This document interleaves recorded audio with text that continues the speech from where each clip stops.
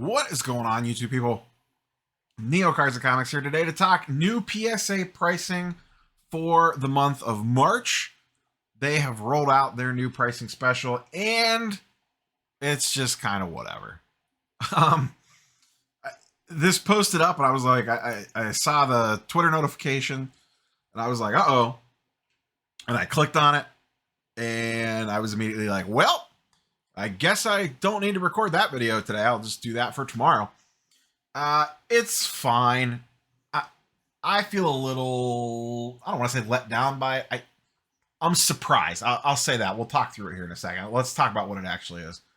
First off, they extended their $15 TCG and non-sports special for another month. Perfectly fine. That's a very solid price. I think that's exactly where it should be for bulk. More on that in a minute. I haven't seen gem rate numbers yet at time of recording. They should be out later tonight. We'll do that video for Friday. So I'm not sure how February stacked up. It's going to be kind of weird anyways because you got a couple less days in there. But I'm not surprised they kept this special going. The sports card special, it's not even sports cards. It's just a special across the board.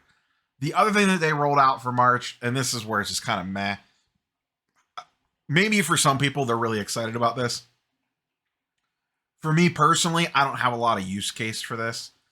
Express special. This is $2,500 declared value limit. So $2,500 and under. They're knocking $30 off that. So it's $120 for Express 5-day turnaround time instead of the normal $150 per card. What? Sure. It's okay. I think everyone, a lot of people are going to be mad. Not mad, but I think disappointed / upset. I think a lot of people, myself included, were thinking a $15 special was going to come out this month. Or maybe something even more aggressive than that to kind of go at SGC's $9 2023 Series 1 special. And I'm really surprised they didn't do that. To me, $15 feels like the right number. I know a lot of people want 12. I think we get there one day, but it might be a long time. 19 just seems too expensive with their turnaround time. And their turnaround time's good. You know, you're looking at like 4 to 6 weeks in most cases on most ultra modern bulk orders. Seems to be coming in around that time. There's some outliers, I'm sure, but generally speaking, that's about what they seem to be running. And at $19 a card, it feels fine. It just 15 just to me seems like the sweet spot. A lot of people want 12. A lot of people don't want 19. So split the difference and go with 15. And I think that's a very reasonable level. There's a lot of cards you could send in at 15 that really don't even make sense at 19 because if you catch a 9 on something, you're immediately losing a couple bucks on it. And I thought with, Series 1's out right now, it's getting ripped by, just the case is full. People are going crazy for Series 1. SGC has the $9 deal, and I haven't looked at the numbers since I did the weekly sports card market update on Sunday. I was waiting to do it when I talk about gem rate stuff to see how much of that they've already graded. And if you pull for base rookies, for non-color, non-numbered, base rookies, I think at least I still got to dig into the pricing on this. I would still strongly look at comps and potentially look to send those to SGC on the $9 thing for base stuff. Colored, numbered, whatever, a little bit mid to higher end. I get wanting to send that to PSA, no problem at all. Probably agree with you on most cards. But just base paper rookies, I don't know that those, I don't want to say they don't make sense. You could do it, but your window and your margin of error is very thin. I mean, I just went through this. I sent a bunch of base paper rookies, and I need to do the breakdown video of that. I have all the data pulled for it. I just need to record it. And you could definitely be profitable on stuff like that as long as your gem rate comes out high. And that was at $15 grading, which I do think makes a difference. Because I sold some of those cards for $25, $28, $30 on eBay, so knock 10% off that. And at $19 grading, now all of a sudden I'm breaking even on those instead of making $4 or close to even. I'm making, $1 to $2 if that's $19 grading on a $25 quan versus $7 or $8 if it's $15 grading. And if you catch a 9, you're toast. You're especially at 19, you're really toast. At 15 in a 9, maybe you could sell it locally for like $10 or something. There's always a market for low end baseball, but you're probably going to want to sell that in person for cash and not deal with shipping and the small amount of eBay fees on. At least with SGC, with the fast turnaround time and the $9 grading, sure. Are you going to make less on? Is an SGC 10 going to sell for less than a PSA 10? Yes.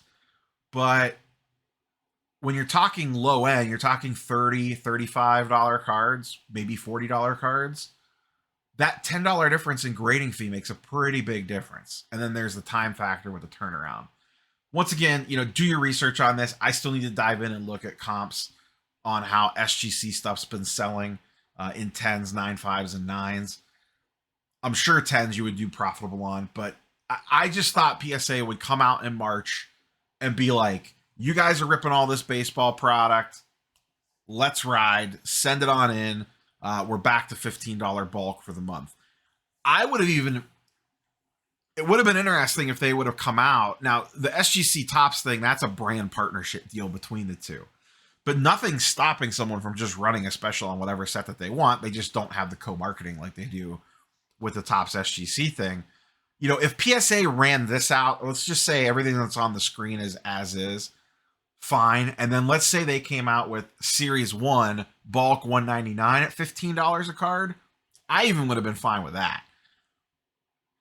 Maybe they could have even got a little more aggressive and gone a little bit cheaper. But I think even if they came out with, hey, everyone's opening Series 1 right now, let's get it in the door. Versus SGC taking that market share on the low end stuff. And once again, I need to look at the numbers and see how much SGC's been grading. But my guess is it's probably a pretty significant amount already, given how fast their turnaround times are. I think when I looked on Sunday, it was at like 1,500 cards already. That adds up fast on that low end stuff. And maybe, like I said, I haven't seen the gem rate numbers. Maybe they don't want all that low end stuff coming in. I don't know. I always thought that they did. Or maybe they're getting enough cards. The real answer probably is they're getting enough cards at 19 that they're feeling pretty comfortable with themselves, that they have a little bit of a backlog. I hate to use the word backlog because it's not really what it is. It's not a backlog until they start missing turnaround times, which if they're doing that, they're not doing it very often. I haven't seen anyone throwing a fit on turnaround times getting missed. Sure, some bulk orders may take longer than others, but I think everyone's still getting them back within the stated turnaround time. So you don't really have a backlog as long as orders are clearing before the stated turnaround time. So I hate to use the word backlog in this case, but they have work to do. They have things to keep them busy currently. And maybe they're getting enough cards in the door to keep their little 1 month, 4 to 6 week cushion on most ultra modern orders. And they are perfectly happy with that. I just think a lot of people are going to be disappointed in this. Like I said, myself included. At minimum, I would have liked to see them come out and to kind of take a swing. Not take a swing, but just do something to kind of, take a bite back out of that Series 1 base stuff that's getting ripped and sent in to probably most likely SGC with the $9 grading thing. Maybe they didn't want to look reactionary because they are the king of the mountain. I don't know. Maybe it's just, like I said, sometimes the simplest answer is the answer, and it's just that we have plenty enough stuff to keep us busy right now. We're good. We don't need to offer $15. Thanks for your Monday morning quarterbacking. And maybe it's as simple as that. But that is the pricing special for the month of March. Nothing super crazy there. So we have PSA sitting at that. Just to kind of do a quick recap of current pricing. This is PSA specials on top of what they've already been doing. SGC's been at the same number for a few months now, but they have the $9 Series 1 special.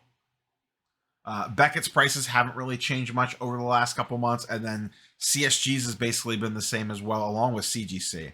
Really, none of the other ones have kind of played with price since, I don't know, Thanksgiving, Christmas, when they were all kind of nipping at each other's heels with one will move a price, and another one will move a price, then another one will move a price.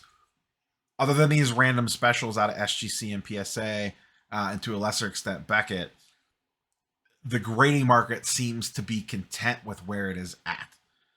So they must be getting enough demand for their services to not have to get cute and shuffle things around. More on this tomorrow when we get gem rate numbers. Like I said, they're not released quite yet when I'm recording this. So we will do that video on Friday, break that stuff down, look at how much Series 1 SGC has been grading. The other big thing is how much Pokemon did they get in the door? Because remember, they announced the Pokemon special as well. And that is always, it's not going to take much to make that percentage number jump a lot, because they typically would not grade a lot of TCG products, specifically Poke. So it'll be intriguing to see those numbers and how much that jumps up or doesn't jump up. And then also check in on Series 1 as well. That's all I have for you boys and girls today. Ship Shawana Card Show this weekend. I'll be at trade night. At least that's the plan. Some interesting weather patterns I'm monitoring, but it looks like it should be good to go. Just might be rainy. I'll be at trade night on Friday night, the show on Saturday, and then I am about 85% to 90% locked in to the Philly show the following weekend. Once again, the only thing that would really dissuade me at this point in time is weather.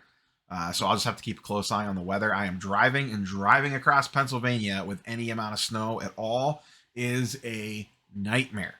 I usually try to avoid the PA Turnpike as much as possible. If they get a half an inch of snow on that thing, it is chaos. So as long as the weather looks decent, I plan on making the trip out for the Philly show. That's all I got for you boys and girls. We'll catch you on the next one. Peace.